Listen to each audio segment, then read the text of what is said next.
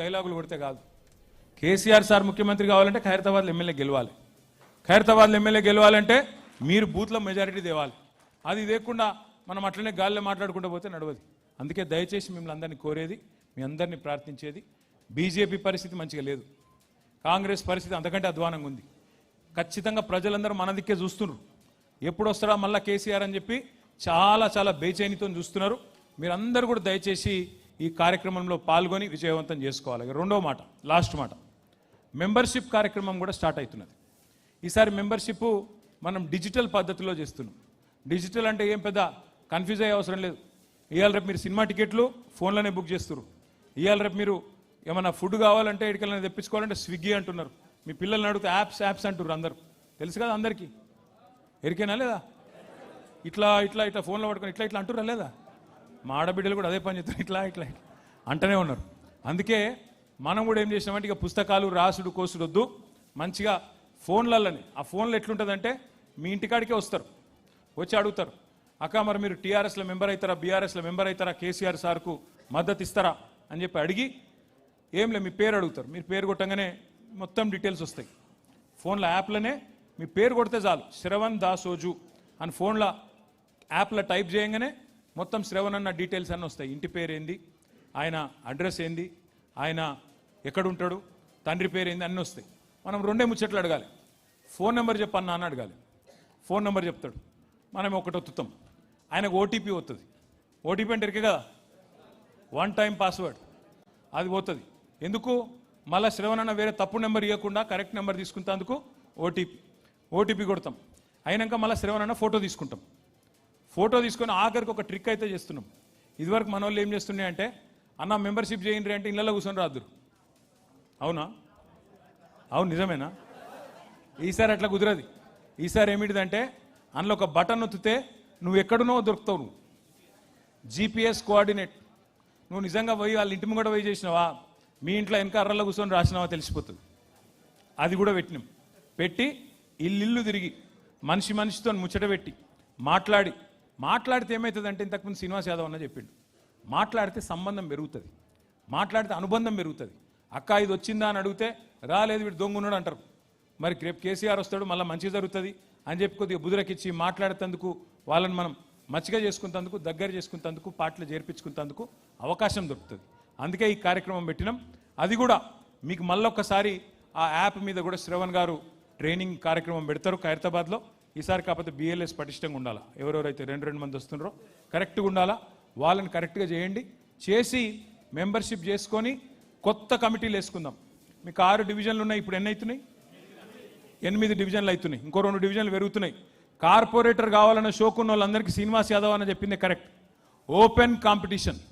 మీరిక నాయకుల చుట్టూ తిరుగుడు కాదు, ప్రజల చుట్టూ తిరగాలి, ఇంటింటికోవాలి, సమస్యలు పట్టించుకోవాలి.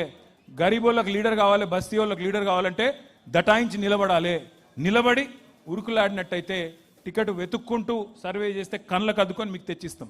కానీ ఎవరో అయితే కావాలనుకుంటారో వాళ్ళు జర ఇప్పటి నుంచే తేజ్గా తిరుగుండ్రి, తేజ్గా నడవండి, డివిజన్లు గట్టిగా తిరగండి, మెంబర్షిప్ బాగా చేయించండి. మళ్ళా 2 ఏళ్ల లోపలనే కేసీఆర్ సార్ను ముఖ్యమంత్రి చేసుకొని తెలంగాణ రాష్ట్రాన్ని తిరిగి మళ్ళా పట్టాలెక్కించుకుందాం, హైదరాబాద్ నగరాన్ని మళ్ళీ అభివృద్ధి బాటలో ముందుకు నడుపుదామని చెప్పి విజ్ఞప్తి చేస్తూ జై తెలంగాణ. థ్యాంక్ యూ అన్న. అందరూ దయచేసి భవన్ వెనుక భాగంలో భోజనం. రేవంత్ రెడ్డి గారు, మరి ఏం సంగతి నువ్వు చెప్తివి కదా, 100 రోజుల్లోనే 6 గ్యారంటీలు కొత్త డైలాగ్ పెట్టుకున్నాడు. ఏమంటుండు? మన ఆదిలాబాద్ పోయిండు, పోయి చెప్తున్నాడు, అవునా నాకు తెలియక అడుగుతా, ఎంత పెద్ద కండలు తిరిగిన పహల్వానైనా 3 నెలలనే పిల్లలు పుట్టిస్తాడా? నీవో మాకు తెలియపాయ, ఇది ఏది 3 నెలల్లో పిల్లలు పుట్టారని మాకు తెలియదు. ఇక్కడ లగ్గాలు కాలే, పిల్లల్ని కాలే, మాకు తెలియదు పిల్లలు పుట్టరు. నేను ఒకటే అడుగుతున్నా రేవంత్ రెడ్డి గారిని, అయ్యా 3 నెలల్లో పిల్లలు పుట్టరని మాకు కూడా ఎరికే, మా అందరికీ తెలుసు, నీ ఒక్కనికే కాదు. కానీ మరి 30 నెలల్లో కూడా పిల్లలు పుట్టకపోతే నిన్నేమని పిలవాలరా భయ్, నాకు తెలియక అడుగుతున్నా. 3 నెలల్లో పుట్టరు, ఓకే, నువ్వే నరుకుతావు కదా 3 నెలల్లో ఇది ఇస్తా, అది ఇస్తా, అల్లం ఇస్తా, బెల్లం ఇస్తా అని. మరి 30 నెలలు ఒడిచిపోయాయి కదా, 100 రోజులు అంటేవి 900 రోజులు ఒడిచిపోయాయి. నువ్వేం చెయ్యకపోతివి. గట్టిగా అడిగినావు అనుకో ఏమన్నా అంటే, ఇంతకుముందు మా అన్నయ్య చెప్పిండు సీనన్న, లాగుల తొండలు ఇడుస్తా, గుడ్లు వీకి గోటిలాడతా, పేగులు తీసి మెడలు వేసుకుంటా. పేగులు మెడలు వేసుకునేది ఏంది నాకు అర్థం కాదు. మన బోటి కొట్టేటోడు కూడా వేసుకోడు. వీడు ముఖ్యమంత్రి. ఈ మాటలు మాట్లాడితే ఏమనాలి చెప్పు? పేగులు మెడలు వేసుకుంటా. ఎవరు వేసుకుంటావు? చూసినాం నిన్న. ఎంత దుర్మార్గుడు అంటే సొంత పార్టీ వాళ్ళనే వెన్నుపోటు ఓడిచిండు. ఆమె ఒక ఆమె ఉండే పాపం, పెద్ద మనిషి, మీనాక్షి నటరాజన్ అని, కొద్దిగా నిజాయితీ గల మనిషి, రాహుల్ గాంధీ నమ్మిన బంటు. ఆమెను వీడు లంగున్నాడు, జర చూడు అని చెప్పి పంపించిండు రాహుల్ గాంధీ. ఆమె కొద్దిగా చూసింది, వీడు భూములు అమ్ముకుంటాడు, కాంట్రాక్ట్లు అమ్ముకుంటాడు, వీడు నిజంగానే లంగున్నాడు అని పోయి రాహుల్ గాంధీకి చెవుదే చెప్పింది. పగబట్టిండు మనోడు. పగబట్టి ఎట్లన్నా చేసి సందు దొరికినప్పుడు చెప్పాలని చెప్పి ఓ దొంగ కేసు పెట్టించిండు హైదరాబాద్లో. ఆమెకు తెలియని కూడా తెలియదు పాపం కేసు ఉందని. ఆమె పోయి ఏం చేసింది, అక్కడెక్కడో మధ్యప్రదేశ్లో ఎలక్షన్, రాజ్యసభ ఎలక్షన్కు నామినేషన్ వేసింది. వీడు ఎంత లంగా అంటే ఆమె మీద పగబట్టిండు కదా.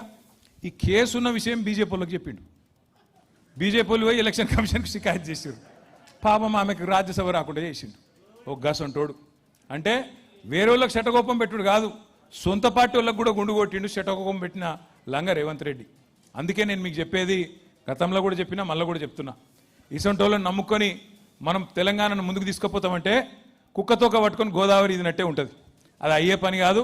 ఇంకో 2 ఏళ్ళు కాకపోతే భరించాలి. ఏం చేస్తాం? ఒక తప్పుకు శిక్ష 5 ఏళ్ళు, ఒక తప్పుడు నిర్ణయానికి శిక్ష 5 ఏళ్ళు తప్పది. కానీ బాధపడే అవసరం లేదు, భయపడే అవసరం లేదు. మన నాయకుడు కేసీఆర్ గారు బ్రహ్మాండంగా మంచి ప్రణాళికలు రూపొందిస్తూ ఉన్నాడు. నేను ఇవాళ అందుకే ఖైరతాబాద్ నియోజకవర్గం మా తమ్ముళ్ళు, మా అన్నలు, మా అక్కలు, చెల్లెల సమక్షంలో చెప్తున్నా, రేవంత్ రెడ్డి నువ్వు చెప్తున్నావు కదా 1 కోటి మంది మహిళల్ని కోటీశ్వరులు చేస్తా అంటుండు రేవంత్ రెడ్డి. నువ్వు కోటీశ్వరులు చేసుడు దేవుడు ఎరుగు. లక్షాధికారులు చేయరా భయ్, నువ్వు ముందైతే లక్షాధికారులు చేయి. చెప్పినావు కదా ఒక్కొక్కరికి 150,000 ఇస్తా అని చెప్పింది కదా ఆడబిడ్డలకు. నువ్వు 150,000 రూపాయలు కింద 1 కోటి మంది ఆడబిడ్డలకు ఇస్తే నేను రాజీనామా చేసి పోతా అని చెప్పి రేవంత్ రెడ్డి గారికి నేను చెప్తా ఉన్నాను. నీ బాధ ఏంది? ఆయన బాధల్లో మన పదవులు కావాలనే కదా, మనం ఉండద్దు రాజకీయంలో, మనం పక్కకోవాలనే కదా. నువ్వు 1 కోటి మంది ఆడబిడ్డలకు బాకీతో సహా పోయిన 2.5 సంవత్సరాలు, వచ్చే 2.5 సంవత్సరాలు ఒక్కొక్కలకు 150,000 చెప్పున మొత్తం అందరికీ ఆడబిడ్డలకు నేను రాజీనామా చేస్తా. అట్లాగే మా తమ్ముళ్ళకి చెప్పినావు కదా 4,000 రూపాయలు ఇస్తా నిరుద్యోగ భృతి అని. పోయిన 2.5 సంవత్సరాలు, వచ్చే 2.5 సంవత్సరాలు మొత్తం కలిపి 4,000 చొప్పున 40 లక్షల మంది మా తమ్ముళ్లకు, చెల్లెలకి తప్పకుండా రాజకీయమే వదిలేస్తా అని చెప్పి కూడా నేను విజ్ఞప్తి చేస్తా ఉన్నా. ఎందుకు చెప్తున్నా అంటే మోచేతికి బెల్లం